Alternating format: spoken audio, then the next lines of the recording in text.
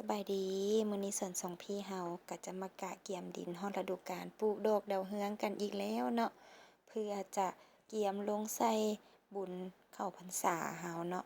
มื้อนี้ก็จะมาตัดหญ้ากันเพื่อเอาหญ้านี่มาเฮ็ดปุ๋ยเนาะตากแดดไว้เพื่อมันเป็นฝุ่นเราก็จะมาไถปรับดินกันเนาะแต่ว่ามื้อนี้เฮาก็มาตัดหญ้ากะเกียมดินกันส่วนสองพี่เฮาก็บ่ได้รีวิวมาโดนแล้วเนาะเจ้าเกินว่าย่านห่างหายกันไปโดนถึงว่าส่วนสองพี่เฮาจะห่างหายจากการอัปคลิปไปโดนเนาะแต่ว่า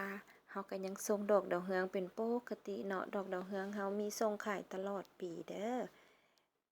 เฮาก็จะมาแนะนำกันในการกาเกียมดินกันมื้อนี้ก็คือการตัดหญ้าก่อน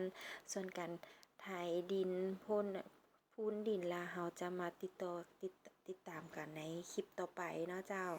สำหรับมื้อนี้ก็สบายดีไปก่อนขอบใจทุกคนที่ติดตามช่อง